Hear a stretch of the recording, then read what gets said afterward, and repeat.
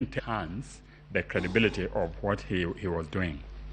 But he tries to conflate this with the visit of the NCSC by saying, connecting it to what had happened that night, that further, that at 10 a.m. in the morning he was informed by Professor Goulier that the team from NLCA had arrived at the Tallying Center, and he later learned that they had proceeded to the office of Deputy Inspector General of Police.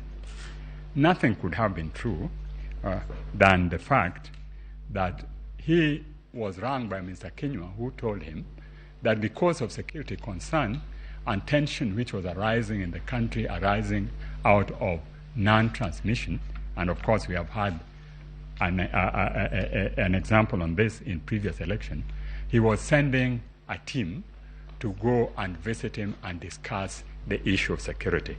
That notwithstanding, the chairman pretends that this was an issue which he only came to know when he was informed by Professor Goulier. But immediately thereafter, he concedes that he was rang by Mr.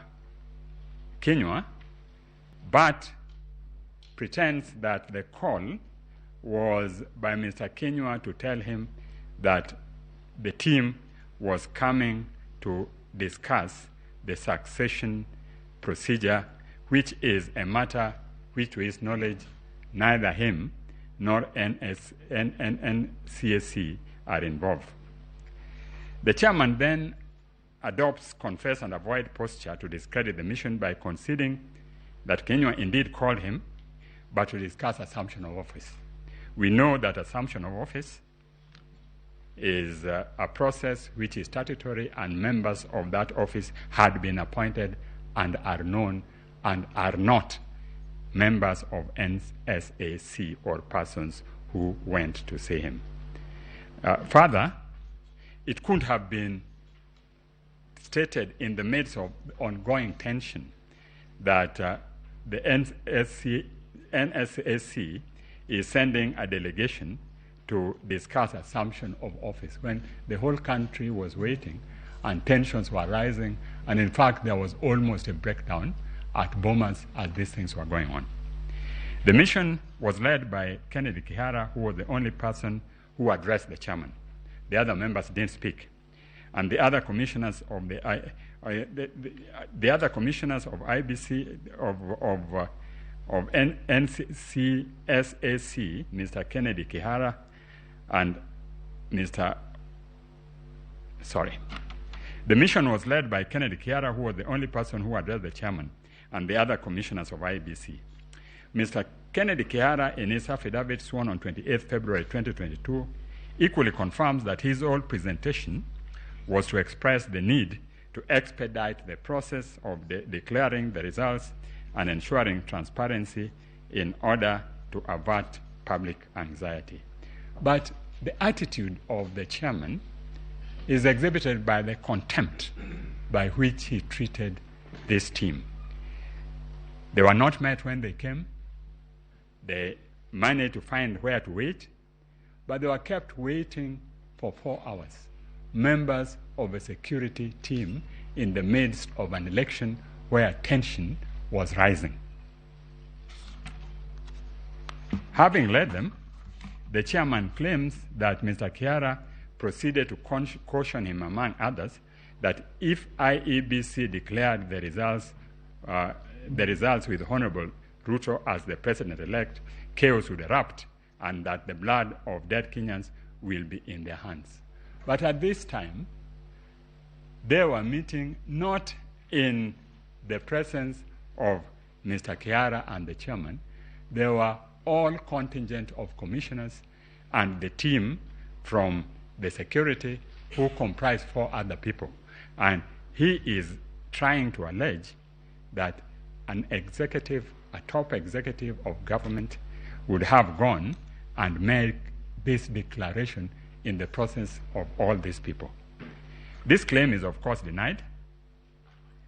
Mr. Kinyua, as you know, is a top civil servant, he's a top professional, and we all know that in civil service, discretion is the promise of valor. I mean, in fact, they're so discreet that even in normal thing, they would not dare have the public know it. Curiously, the chairman reported the events which unfolded at the Tallying Center on 15th August to the police, and they filed both an OB and also made a statement. There was no mention at all of this heinous act. There's also not any mention of the visit in any of the numerous statements the chairman made. As is common in the divided house of IEBC, the chairman was supported by two commissioners who incidentally also went to the police and made statements, and both also filed an OB, no mention of this incident. On the other hand, the four dissenting commissioners have filed an affidavit dated 28th August, which confirms on behalf of herself and three others that the meeting indeed took place, and what was discussed was issues of security, as was indicated by Mr. Kiara. The allegations made by the chairman are extremely grave and have irretrievably sullied the conduct of the official concerned, and indeed, if proven, can constitute an offense under Section 12 of the Election Act. The court views such allegations with great gravity. It has been the position of this honorable court that where an election offense is alleged, the evidence should be clear, cogent, certain, and the proof of which the law commands to be beyond reasonable doubt. It cannot be based on allegation on one side, on a team which is known to be divided, each part supporting its position, and on allegations of the chairman without any further proof when he had had an opportunity to indicate what happened and failed to do so.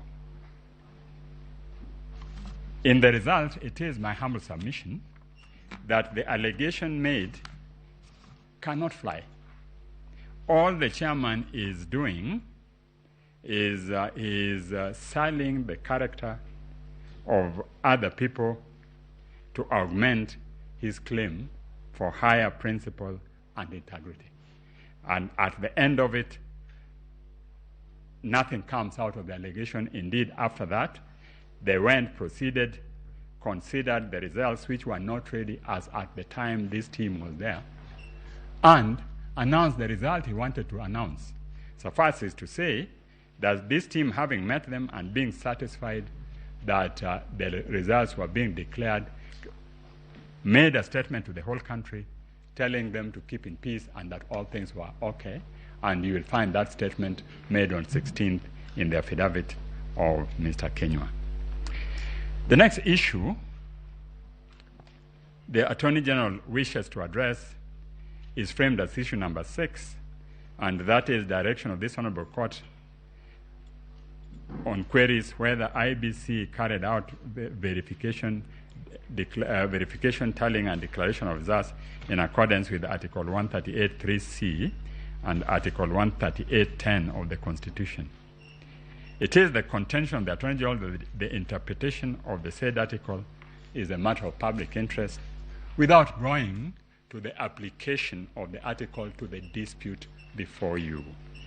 The parties have made submissions in connection with the above matter and will not try to take your time by repeating submissions already on record.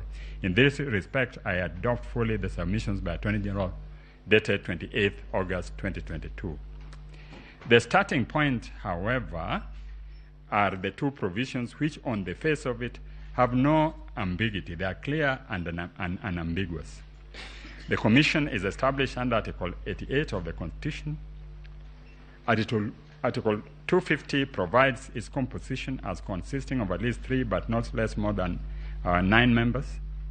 Article 253 establishes the composition of each of the independent commission, and Article 253 provides its incorporation. Now, there has been interpretation both by this court and by the Court of Appeal as to what Article 138 it means.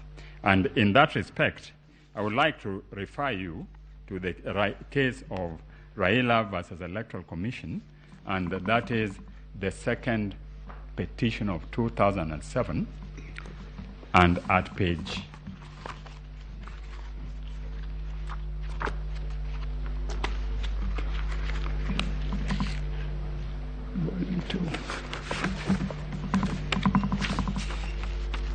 it is starts at page 153.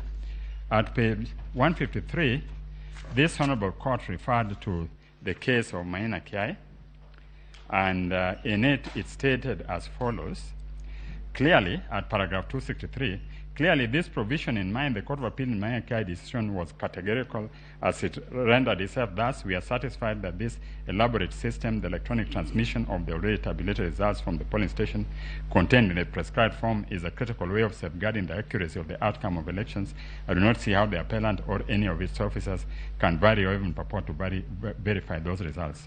Further, the Court of Appeal stated thus, and this is the important one: the appellant, as opposed to his chairperson, upon receipt of prescribed forms containing tabulated results for election of the president electronically,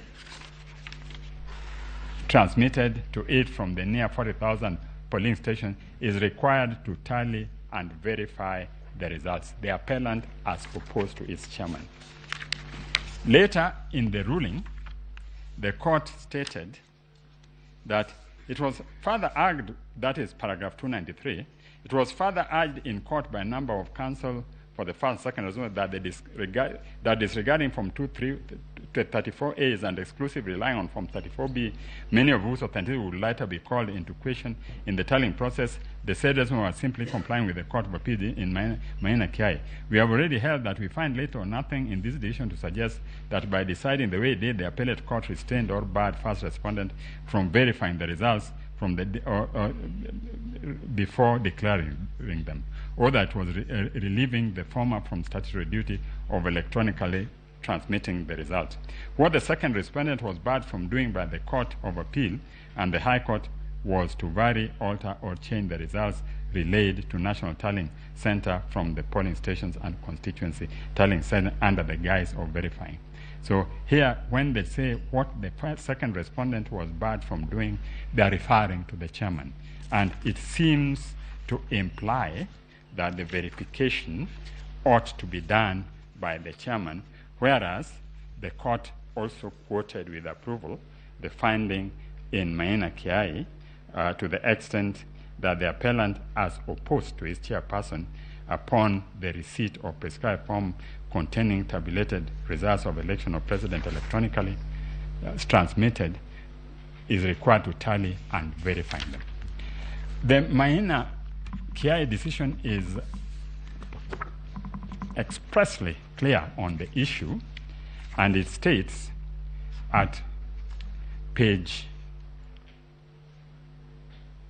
I think it is page 104 of our list of authorities, authority number 3, in Attorney General's Case Digest and Bundle of Authorities, page 67 to 107.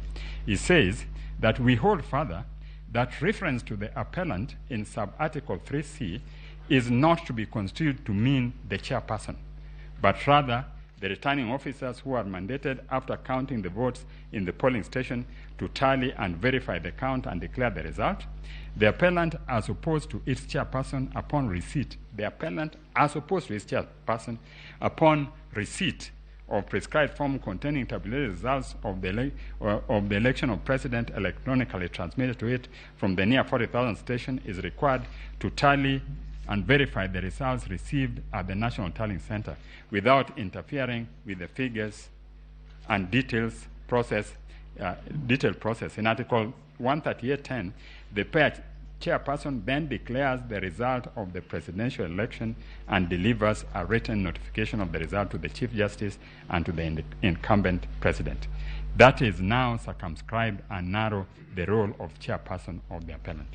So it is clear from that according to Maina Kiai, the role of the chairman was to declare the results. And the role of the IEBC was to tally and verify.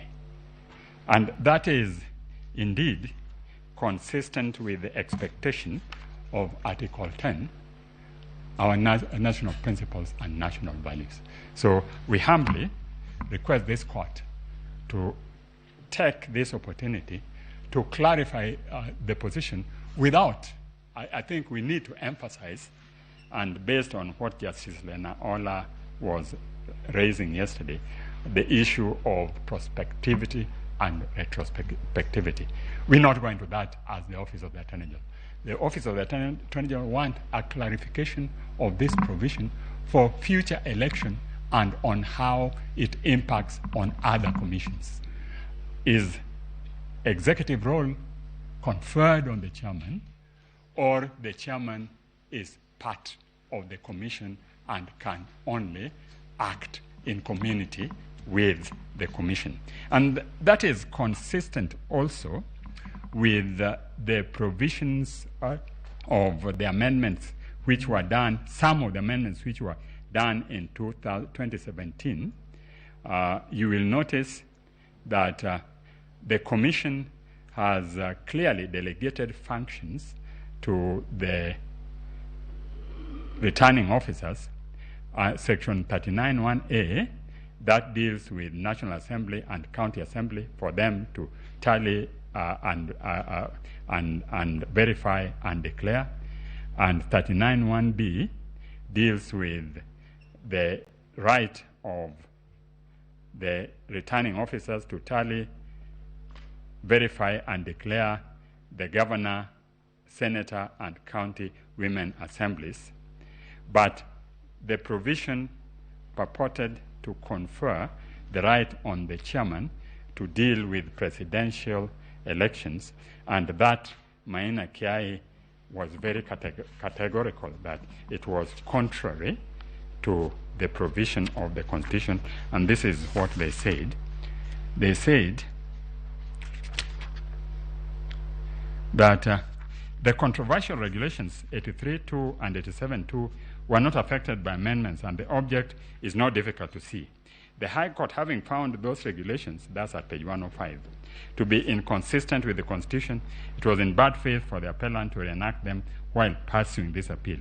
It is our firm position that the purpose for which Section 39(2) and 3 of the Act and Regulations 83.2 and 87.2c were promulgated or made have the effect of infringing constitutional principles of transparency, impartiality, neutrality, efficiency, accuracy, and accountability. So that was the position of Maina Kiai. Maina Kiai came to this court. The appeal didn't succeed, and therefore it has impliedly been confirmed by this court. So we humbly request your lordships to take this opportunity, and my ladies, to take this opportunity to clarify that position. To go back, in conclusion, to the members of the NSAC, Lord, I would like to humbly submit that these are Kenyans of integrity, highly professional, who have pulled themselves with their bootstraps and reached the echelon of our system, and it would be very unfortunate when it is left for their name to be sullied in the midst of a political context in which they have no interest. In fact, they were merely asked by the NSAC to send a message. A spokesman was appointed who went and sent the message, but they are now being tarred with the brush of having been trying to unconstitutionally alter a process which is sacrosanct and which they have sworn by their oath to protect in assuming their position. That's my humble submission, and I will donate the 3 minutes to the court. Thank you. Thank you very much. The 3 minutes and 16 seconds are welcome. Thank you. Yes. Mr. Ngatia.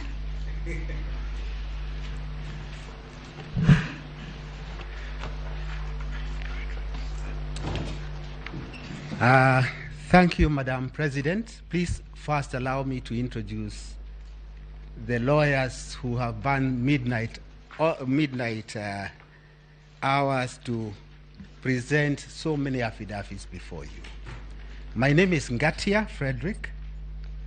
I'm assisted by the following lawyers: Mr. Kirago Kimani, Senior Counsel; Mr. Kioko Kilukumi, Senior Counsel; Professor Kithuri Kindiki; Mr. Katwa Kigen; Dr. Muthomi Thionkulu; Dr. Linda Musumba; Professor Kivuva Kibwana; Mr. Elias Mutuma; Melissa Ngania, who I had the opportunity to present a matter in 2017 with her; Mr. Mwanza Ombati; Mr. Kipchumba Mokomen; Mr. Benson Milimo; Mr. Wilfred Nyamo Mati; Mr. Edward Mureu; Mr. Hilary Sigei; Madam Monica Nyogutu;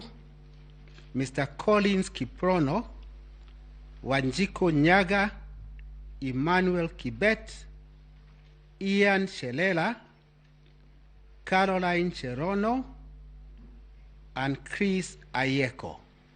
Most of them are in court number 1, following the proceedings very intently. Madam Chief Justice, I rise before you. I know it's been 2 long days. Please bear with us to oppose the petition filed by several petitioners. It is the first time in the history of this country that we now have 8 petitions. It must be a new strategy to disable the president-elect to mount a defense against 8 petitions within 4 days. But we didn't manage the impossible, and we now present our defense as follows. First and foremost, my lords, let us appreciate that these consolidated petitions arise from a presidential electoral contest. It is an electoral contest. Ideally situated, or it should ideally be resolved by electorate, the Kenyan voters, not by a court of law. But because it is also part of the constitutional structure of this country, this honorable court is granted original jurisdiction by the Constitution to resolve this contest. But in resolving this contest, it is necessary to bear in mind that all you have are affidavits filed by the contestants. The difficulty with affidavits is that one can structure fiction and peddle it as a pleading, as I'll be demonstrating. I will start with Article 38 of the Constitution, because to me that is the beginning of an understanding of this contest. Article 38 is the one that empowers a Kenyan to vote by secret ballot. And that simple sentence can be broken into 3 or into 2 parts. Voting by secret ballot, meaning it confers on the individual power to exercise a freedom of choice, unhindered by anything. Number 2, or the second part of it, the vote gives the citizen a power or a badge of dignity for self-actualization. Self-actualization in the sense that a voter is entitled to vote for a candidate of their choice.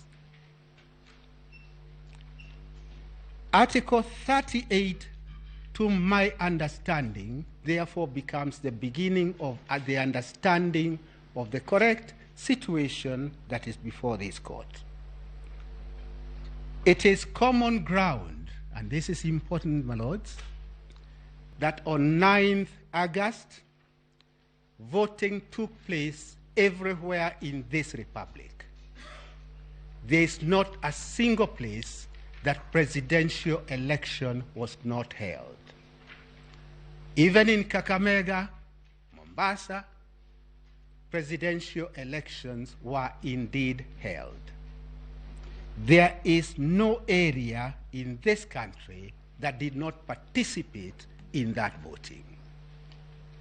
Accordingly, legitimacy, I go to the next point, legitimacy of any electoral victory is predicated on the fact that voting did in fact take place.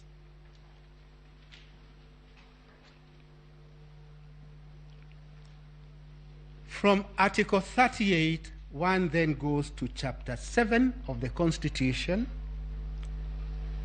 from Articles 31, going all the way to Article 81, going to 87, which donates a power to Parliament to legislate on elections. I would immediately say this, Madam Chief Justice. The power to enact Elections Act, to my mind, relates to the 5 other tiers of elections. For the simple reason that for the presidential contest, the inquiry is defined in Article 140. The relief is defined in the same article, whereas in the other levels of elections, one could look at the Elections Act. But I'll come to that a little later.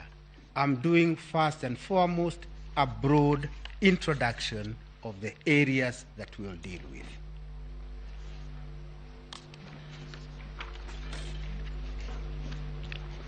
As I indicated, the scope of inquiry of a presidential contest is defined in Article 140. Before you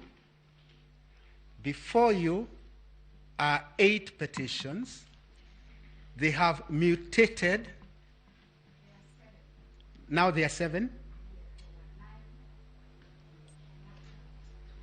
Oh, very well. Thank you. They have mutated to a large extent, particularly the primary petition.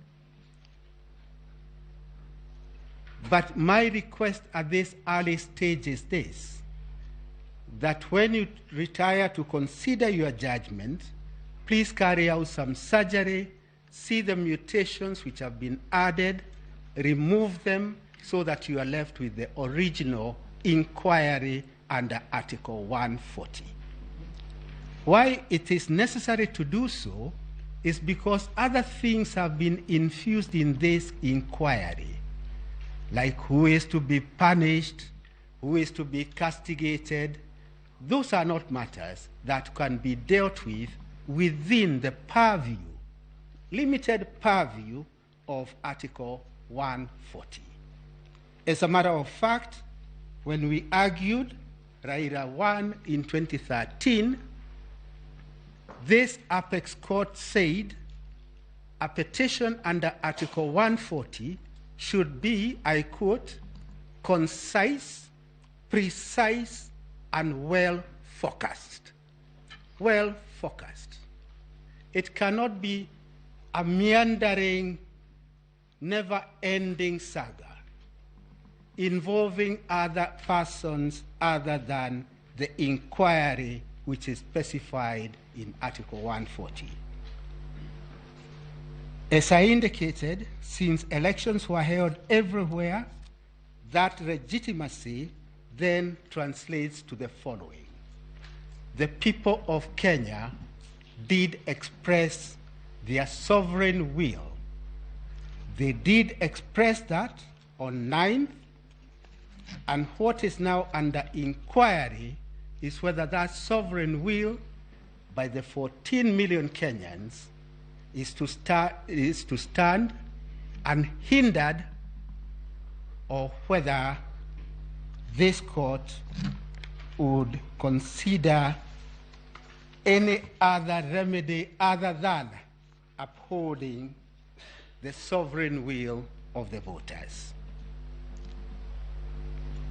Madam Chief Justice, just barely 2 years ago, Ghana was in the same position that this court is in. They held their elections.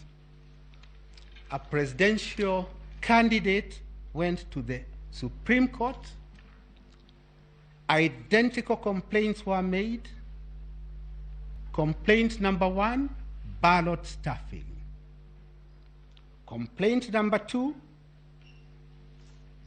votes ought to have included rejected votes. Identical with the complaint before you. Complaint number 3, the chair lady was not being fair to the losing candidate. Identical things. And what is now happening in this new space is that we are all getting the drafting skills of our colleagues in other jurisdictions. Dumping and staging, we learned of it in America not too long ago. It is now before you. Ghana, 2 years ago, had identical complaints with the complaints which are before you. I pause, before I go to the Ghanaian way of resolving this dispute, to acknowledge my good friend, the team leader, Mr. Senior Counsel Orengo. He started by saying his case is not based on conspiracy. And he had to do that disclaimer for a good reason. It is the reason that, other than conspiracy, there is no case. And I'll come back to that in a moment. I go back to Ghana.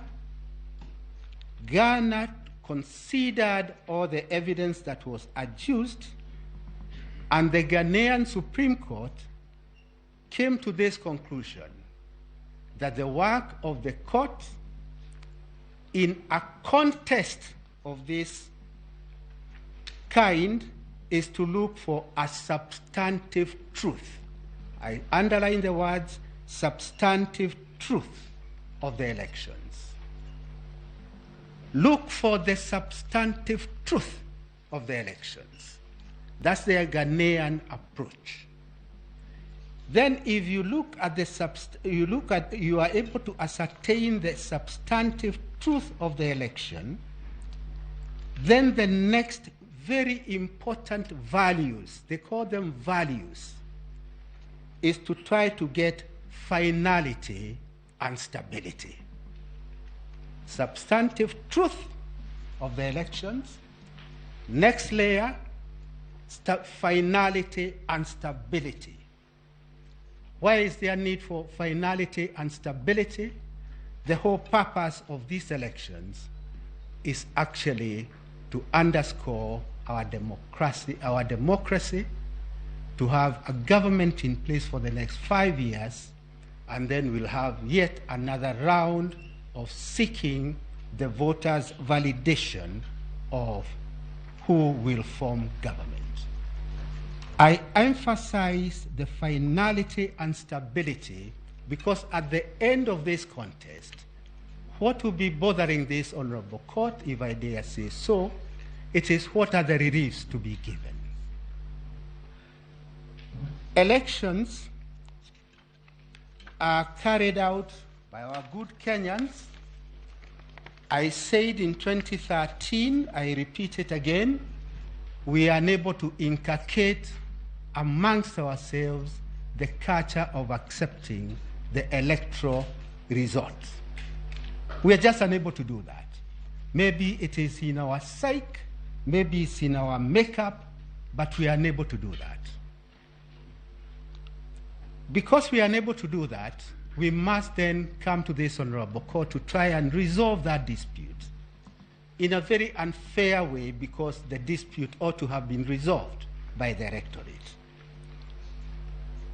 In my submission, when you look at this case, devoid of lawyers' arguments, you find it is based on certain planks. Plank number 1, Form 34A was hijacked mid-air, altered, votes from one candidate, losing candidate petitioner, removed, added to the votes of respondent number 1. That is a major plank of it.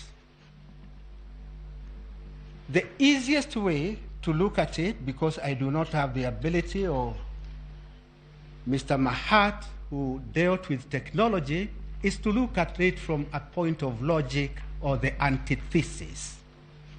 The antithesis being this: if that is true, from a point of logic, show us one Form 34A in the public portal, because that is where ultimately it landed, which differs with the hard copy at the polling station. Show us only one.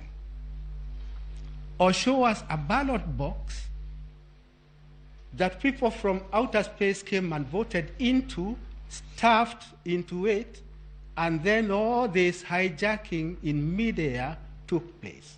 There's no such evidence.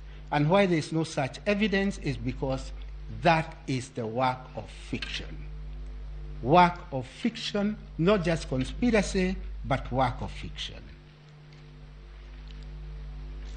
In my submission, therefore, amongst the many things this court is now being called upon to do, is to find a way of moderating, I use the word moderating now in the correct sense, the excesses in the political contestants. Excesses such as imagining that this Supreme Court can now take over the role of voters and do a court coronation of any candidate. That would be a heresy. I will be dealing with the reliefs much later. I'm just doing a broad outline. And the next broad outline I would wish to do is to indicate to this honorable court that the orders sought in the primary petition, apart from being contradictory, would take this country to a constitutional crisis.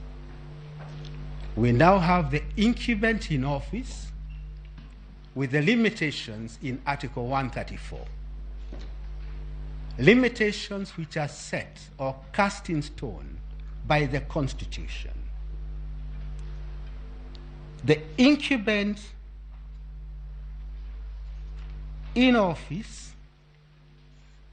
cannot even appoint anybody to take over from any of the public officers being vilified before you.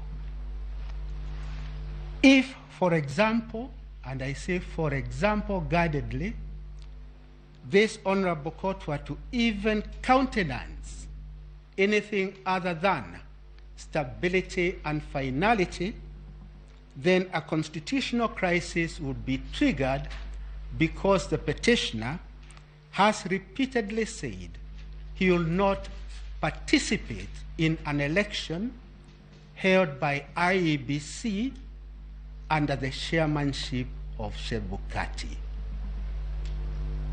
We have adduced that evidence in the replying affidavit sworn by the first respondent.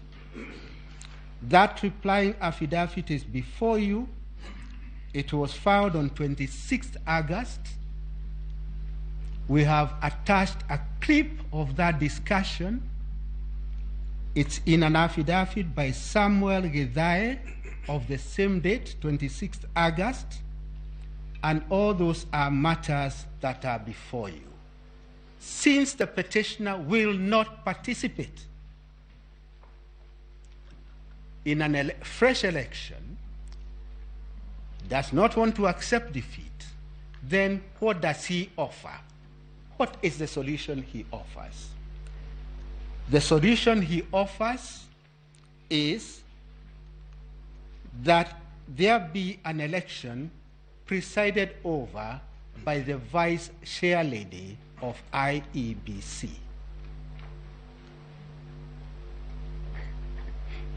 And only one needs to state that to see the crisis that this country will be engaged in. It will be a crisis of monumental nature, a crisis that I do not think that you would want to play with that kind of fire, because it will be fire upon fire. In my submission, therefore, I would request this honorable court, as we begin our submissions, to bear in mind how Ghana resolved an identical situation by, number one, looking for the substantive truth, and then immediately that should trigger a relief which is finality and stability. If this honorable court were to do that, I see a future for us.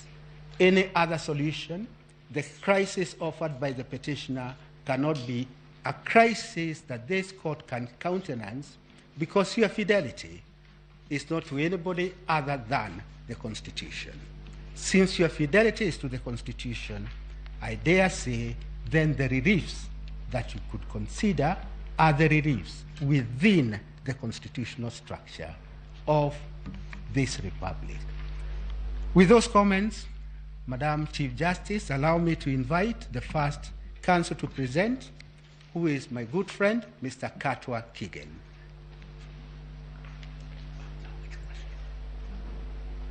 Mr. Katwa Kigen will deal with issues 1, 2, and 3.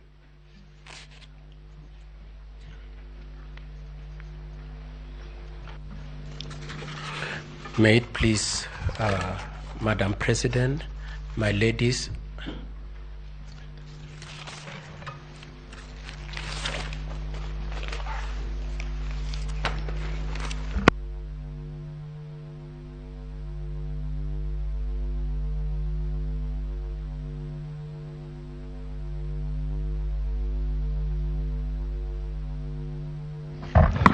may it please you, my Madam President, my ladies, my lords, my name is Katwa Kigen. I propose to deal with issue number 1, 2, and 3, and may I indicate that in dealing with those 3 issues, I'll be dealing with them together with Dr. Mudomi. My lords and my ladies, the 3 issues are to this effect. The first issue relates to the integrity of the technology, and the wording of that issue is whether the technology deployed by IEBC for the conduct of 2022 general elections met the standards of integrity, verifiability, security, transparency to guarantee accurate and verifiable results. The second issue relates to the question of whether there was interference with transmission, and it is to the effect whether there was interference with the uploading and transmission of Form 34A from the polling stations to the IEBC public portal.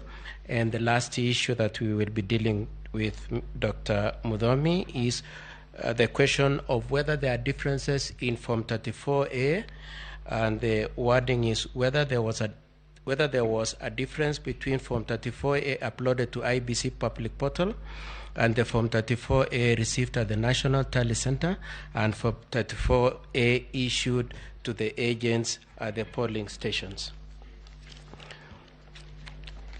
Now, my lords and my ladies, some of the issues that I will be discussing, or rather some of the issues we will be discussing with my learned colleague, are issues that have been discussed, but we must mention them, especially considering what the petitioner in the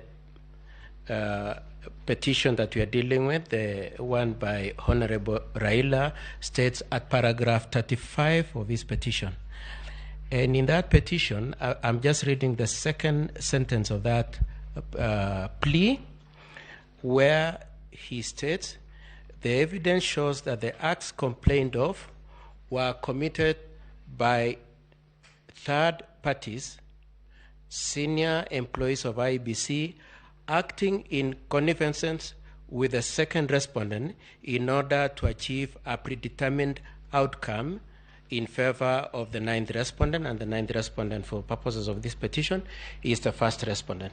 And so we are coming from the position that we maintain and insist that there was nothing that the first respondent did that could be said to have exceeded or to have amounted to collusion with the IEBC.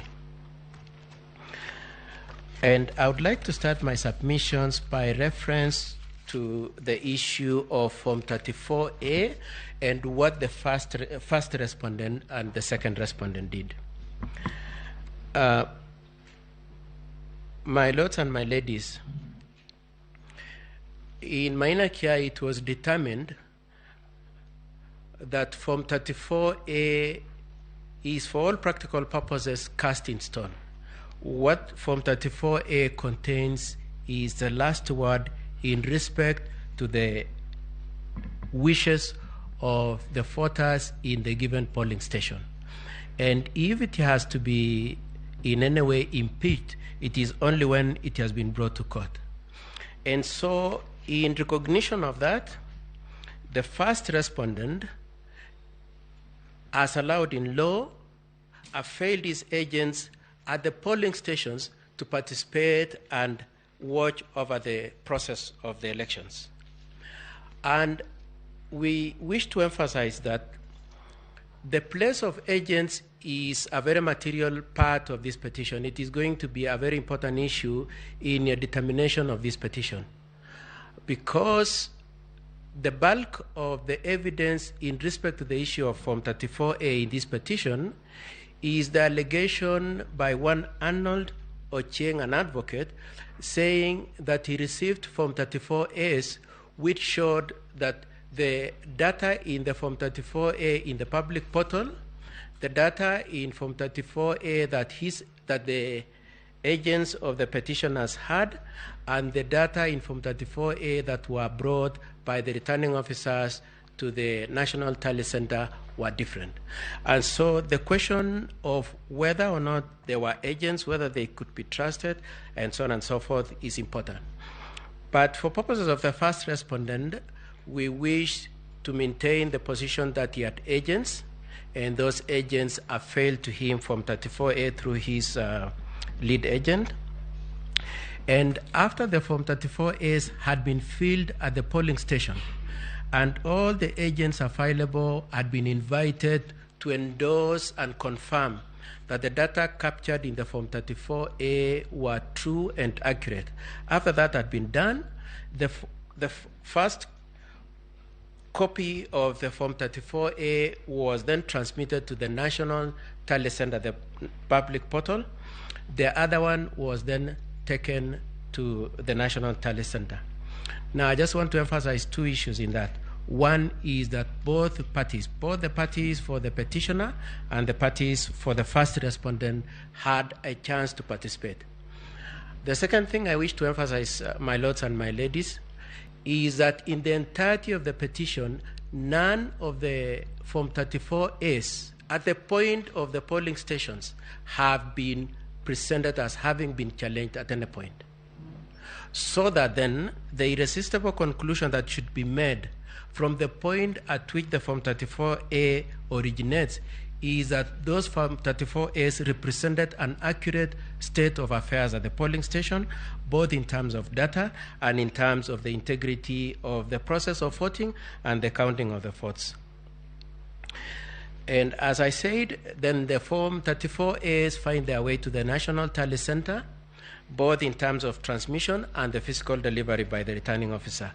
Again, agents for both parties were given a chance, and as allowed in law, the first respondent made sure that he had representation of his agents and has presented some of those agents to vindicate and verify that the data that was eventually verified at the National Tally Center were the accurate data of what happened at the polling station and passed on to the National Tally Center. I would like also to emphasize that the two things that were supposed to be done at the National Tally Center was to determine the data, and secondly, to establish the security features of the Form 34S. Having said that, my lords and my ladies, and considering that especially at issue number 3, your attention is on the propriety and the integrity of Form 34A, I must submit that the petitioners have not adduced any evidence of any challenge of any Form 34A at any point in the national tally. And this is the second chance they have, having had an initial chance at the polling stations. There is none of the Form 34As that have been challenged.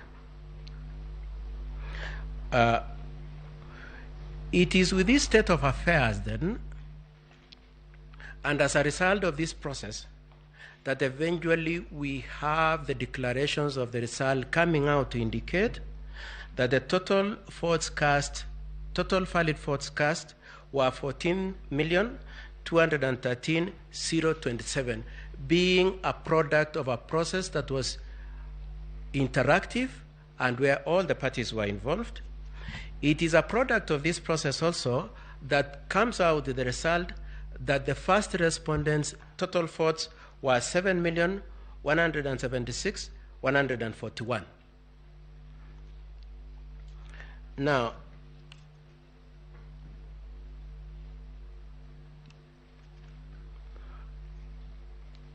the process of verification of the Form 34As before they were transposed to Form 34C is a process that took 6 days.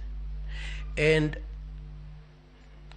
over the period, all the 6 days, my lords and my ladies, as I already indicated, there was no objection to the verification of the Form 34S. It is our submission, my lords and my ladies, that the petitioner, through his agents, were happy with the process up to the last minute when the tallies were done, and it reflected a win for a party other than the one they wished. So that the reluctance and even this petition is based on objection as to who the Kenyans had wished to be their president. Having said that, then I would like to move on to the main party who has challenged the Form 34A. The witness the petitioner has brought for purposes of challenging Form 34A, being one Mr. Arnold Ochieng, and especially all the respondents have referred to him. Probably I shouldn't miss the opportunity to mention that Arnold Ochieng is an advocate. And some of the criticism we have about his affidavit and what it contains is to be looked at with the higher regard of the fact that being a lawyer, he should know more. One, my lords, he has sworn the affidavit and attached Form 34As when in his affidavit he acknowledges he was not an agent at any point. And so it brings in the point that affidavit and what he says is hearsay. Number two, he produces about 20 Form 34As, and in all of them, he does not mention the agent who gave him. He does not say, I received. He says this Form 34A is defective because it has data that is at variance with the public portal. It is at variance with Form 34A that was brought to the National Tally Center. But he does not say at any point which of the agents gave him that Form 34A. Number 3, he brings the Form 34As and says they were given to him in terms of either photocopies or photographs from the agents who were on the ground because he was not there. But he does not produce a certificate of electronic evidence to show that those agents have confirmed that indeed this Form 34A was properly generated and is capable of being treated as evidence of any property value in the consideration of your case, of this case, sorry. And lastly, my lords and my ladies, Mr. Ochieng then certifies that these Form 34As that I'm producing, having skipped, of course, certification from the point of agents, he does a certificate himself saying this Form 34As that he's presenting to court meets the criteria required by Section 106 of the Evidence Act, the electronic evidence. That certificate, my lords and my ladies, says it is a certification of a production of a video, when in fact the attachment he produces are forms, Form 34A.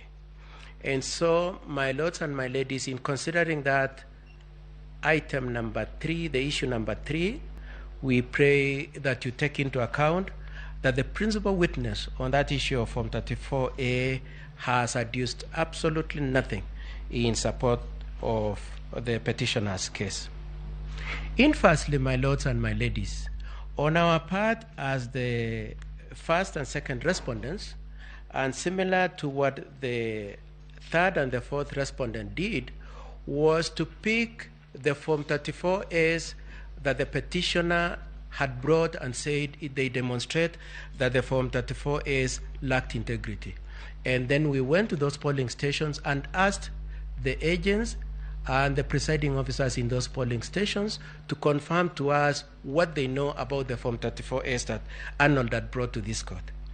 And my lords and my ladies will see that we have attached over 6 affidavits from the agents, and each of them say each of those forms were falsified. And I'm using the words falsified to be polite about the issue. I know my colleagues have said worse than that on that issue. The third issue I wish to take up on the issue of Form 34A, the first one was the process. The second one is the evidence against the first and second respondent on that. The third issue I wish to take up about that Form 34A relates to the issue of how they were housed in the public portal and the transmission. And the first point I wish to observe and submit, my lords and my ladies, is that we pray that the court keeps the conscious awareness that the elections were not electronic elections. They were manual. The only issue that was electronic was voter registration, voter verification, voter identification, and the results transmission. And in these proceedings, our focus and attention relates to transmission.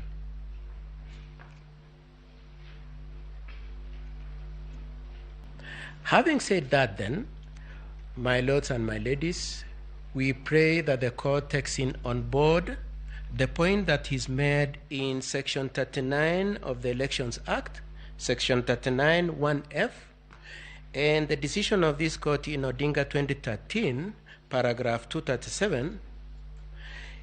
At Section 39, it is indicated that the propriety of the election process will not be defeated by reason of results transmission. And in the Odinga 2013, the court said that it takes judicial notice that it is possible that technology can fail and our elections will not be held captive to the likelihood and the risks that relate to technology. Now, my lords, we would like them to submit to this effect that, assuming for argument's sake it is true that there were any deficiencies or any defects in the process of the transmission of the results, it is our submission that that did not impeach the elections, because eventually the election and the results were declared based on the hard copies that were brought by the returning officers from the constituencies. They were not based on the portal, that the portal is meant for comfort, for transparency, for accountability. It is not meant to represent the accurate and the true results. It is the hard copy that is taken to the National Tally Center for purposes of verification in terms of data and for security features. Two last issues on that issue, my lords and my ladies. The first one, my lords and my ladies, is we pray that in reflecting on this issue of Form 34As and the alleged discrepancies and improprieties, you do note that the petitioners do not point out the variances that they are alleging exist. But most importantly, they do not come up with their own tally. They are saying the results that I just read a few minutes ago, that is 14,213,027 being the total valid votes cast, and the 7,176,141 in favor of the first respondent are inaccurate. They say that. However, they do not come forward and say this is the correct tally and it is based on what. And we pray that you take that on board in considering that issue.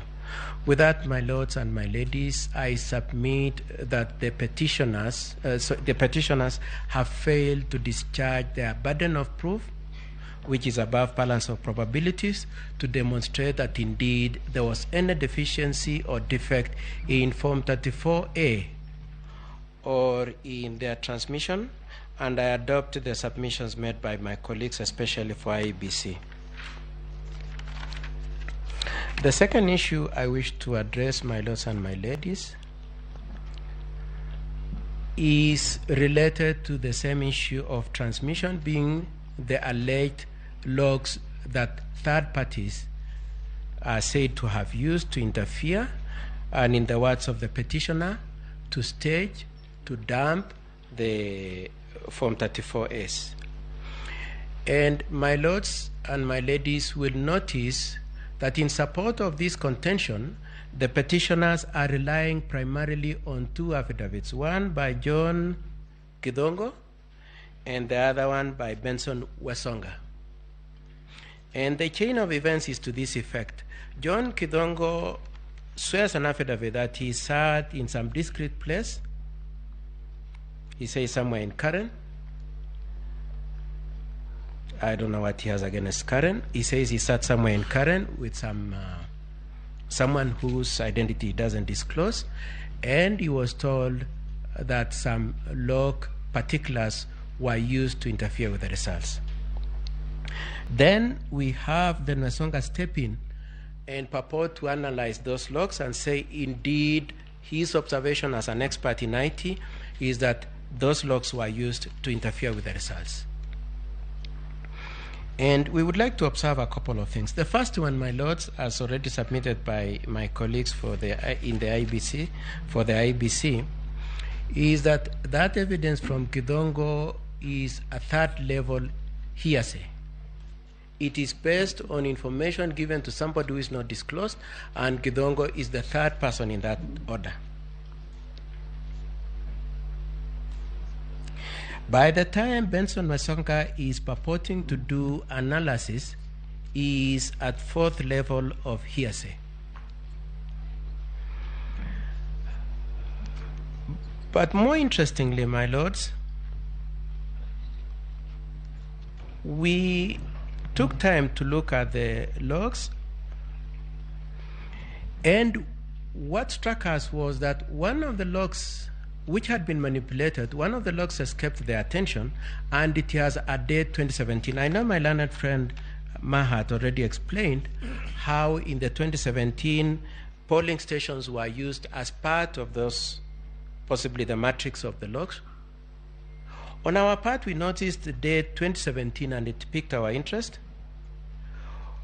When we checked, my lord, we realized that indeed the particulars of those logs or substantial parts of those logs were parts of logs that had been posted by his friend Professor Makau Mutua in 2017, and they had just been lifted and purported to be the logs that had been used in 2022.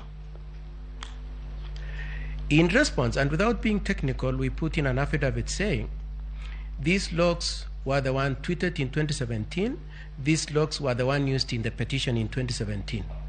And what then Mark Kidongo did was to make a fast retreat and saw an affidavit saying, I am retracting what I said, I am retracting the allegations that those were the logs that were used. Now, unlike the first affidavit where he had said he had been given those logs by somebody else, he now comes and disowns those logs personally. He does not say, I have gone back to the shadowy person that I had used, and he has told me that I am mistaken. He now takes responsibility for it and says they are wrong. But he not only says that and just leaves it there, he says, by the way, please understand me, they were meant for demo. He says that I had indicated them and they were meant for demo. And you look at that, you'll see that in his affidavit of the 28th August 2022. Now, my lords, more importantly for our petition, more importantly for our response to the petition, is that those are the only logs that had been presented for purposes, in terms of logs, those were the only logs that had been presented for purposes of challenging this petition, these elections. With Kidongo's withdrawal of those logs, my lords and my ladies, we would have expected that then that element of the petition would not be given to you. You would not need to consider them again because they have been withdrawn. What happens then?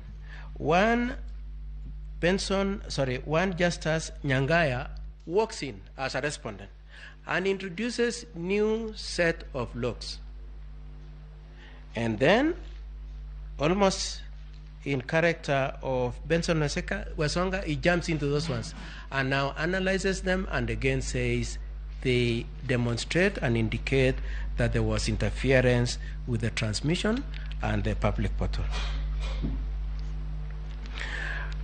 My lords, as my senior counsel Ngati had indicated, we have a scenario where the petitioners were able to have friends in the part of the case of the respondents. And then we have the situation where Nyangaya as a respondent now makes a new petition, my lords. And we would like that to be an issue for your consideration. Whether you will look at the new logs that have been introduced by Nyangaya in the cause and purport that he is a respondent when in fact he is an extension and a surrogate extension of the petition.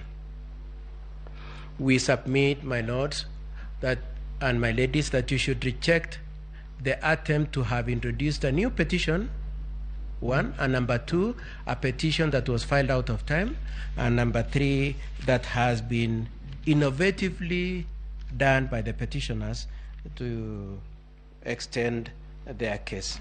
We pray that you do find that the issues of the logs are dead and they are not available for your consideration.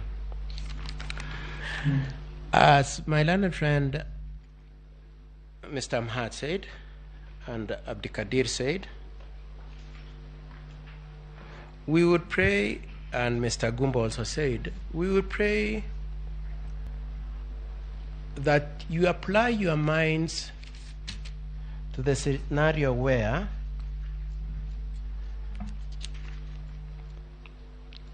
parties come and present to you petitions purporting them to be well-founded when in fact they are based on falsehoods, my lords.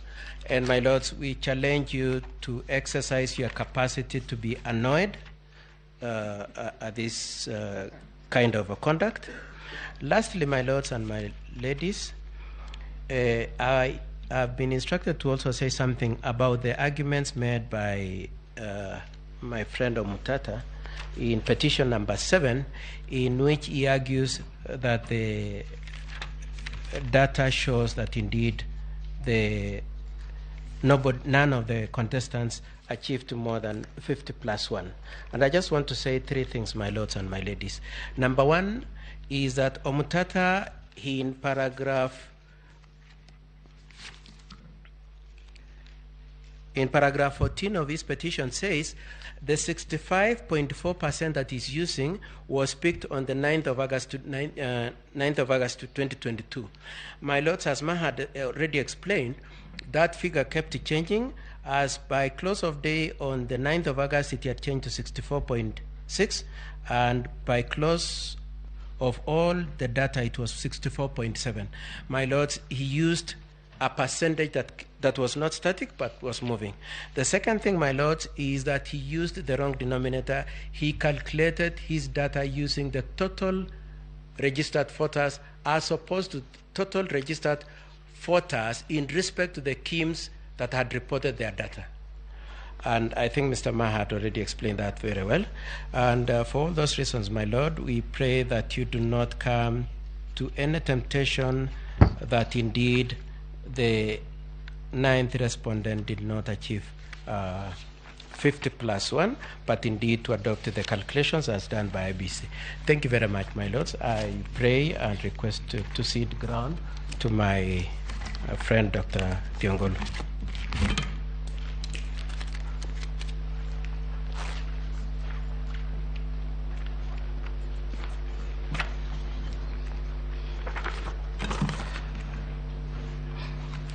My lady and my lords, my name is Mudhomi Thiankolu. My senior started addressing you on the fictional aspects of the case before you, and I'll focus on showing you why it is fiction. And in the literature and the arts, they talk of several genres. When we thought about this matter, we thought the fiction before you is of the genre called tragicomedy. That is a combination of comedy and tragedy. In terms of tragedy, we thought of Macbeth, and we thought of Macbeth talking about the demise of Lady Macbeth and the frustrations of life, and saying it is a story full of sound and fury which signifies nothing. I will tell you shortly why this petition before you is a work of fiction, and specifically a story full of sound and fury, what my colleagues have called shock and awe, but which signifies nothing.